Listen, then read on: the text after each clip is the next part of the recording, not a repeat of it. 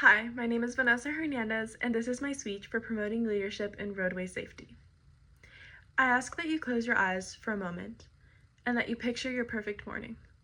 Perhaps the smell of fresh brewed coffee wafting through the air, the sound of your children laughing, the feeling of the warm sun kissing your face on the way to work.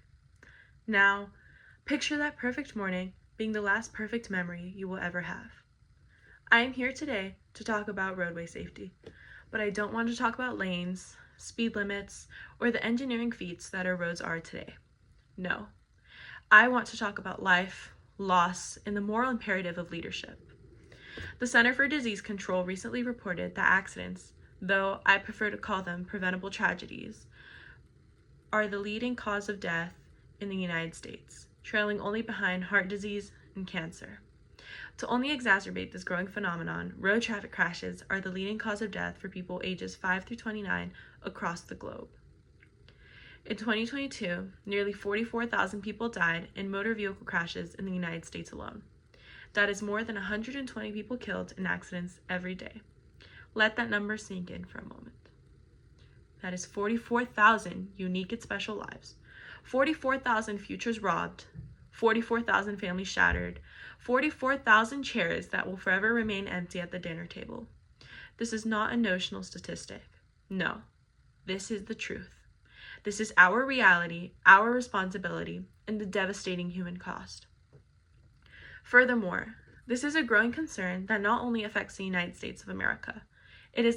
Each year, it is estimated that 1.19 million people around the world lose their lives to fatal roadway accidents.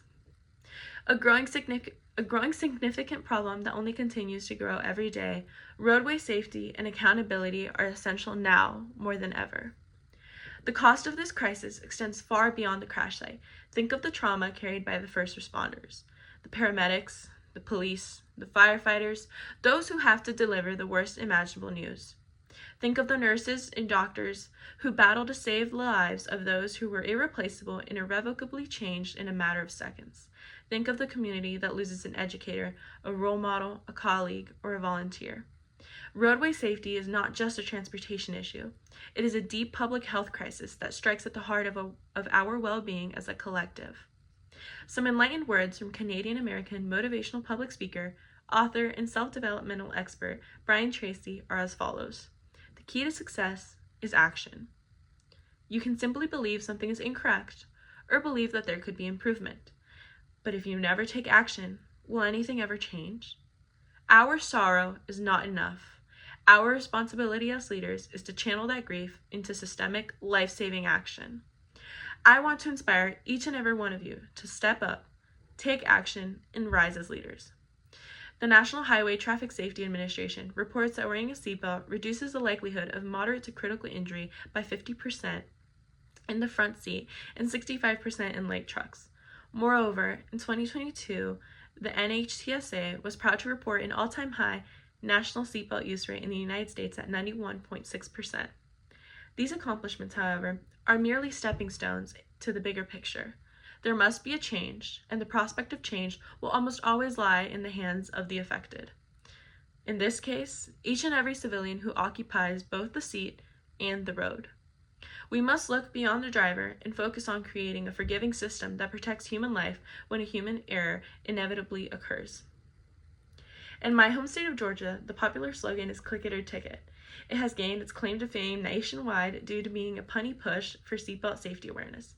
This campaign and many others, like those run by the AIP Foundation, GRSF, the Bloomberg Philanthropies Initiative for Global Road Safety, prove that leadership and education work can go hand in hand and actually make a change.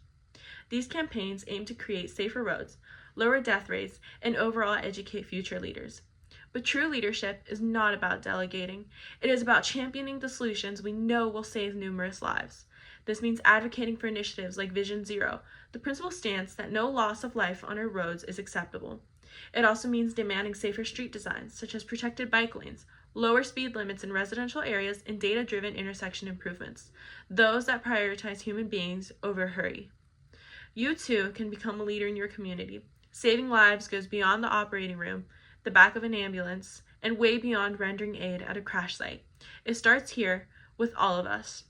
You can lead by hosting a meeting, posting information, or even something as straightforward as consistently reminding those around you.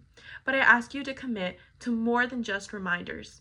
I ask you to commit to being a voice for the 44,000 people that we lose every year and the countless others whose lives were forever fractured.